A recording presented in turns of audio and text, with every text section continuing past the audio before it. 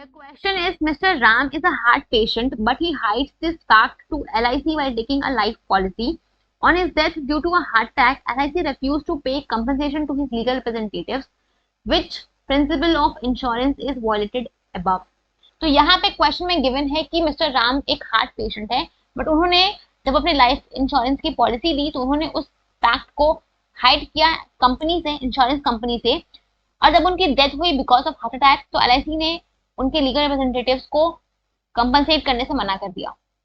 तो यहाँ पे कौन से प्रिंसिपल ऑफ इंश्योरेंस का वॉयलेशन हुआ है आपको ये बताना है।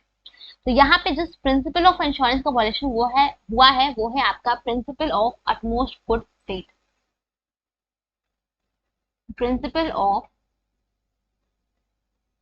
अटमोस्ट गुड फेथ, ये जो आपका प्रिंसिपल है, principle of utmost good faith, ये प्रिंसिपल क्या बोलता है?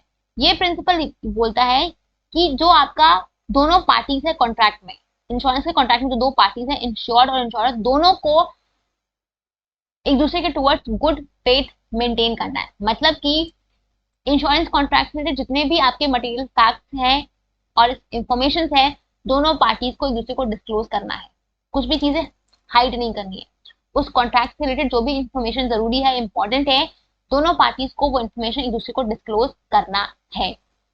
अगर वो नहीं करते हैं, अगर कोई पार्टी डिस्क्लोज नहीं करता है, in that case that contract is voidable adoption of against party, right. तो यहाँ पे मिस्टर राम ने अपने हार्ट पेशेंट होने की बात छुपाई थी पॉलिसी एट द टाइम, इस वजह से यहाँ पे एलआईसी ने जब कंपनसेशन लेने से मना कर दिया, तो ये आपका उनका एक वैलिड रीजन है, राइट। तो यहाँ पे उन्होंने, मिस्टर राम ने इस प्रिंसिपल को वायलेट किया था, principle of utmost good faith को। उनको इट वाज हिज ड्यूटी कि वो अपने सारे इंफॉर्मेशन को डिस्क्लोज करें इंश्योरेंस कंपनी से जब वो अपना इंश्योरेंस ले रहे थे। तो क्योंकि उन्होंने डिस्क्लोज नहीं किया है तो यहाँ पे इस प्रिंसिपल का वायलेशन हुआ है, principle of utmost good faith.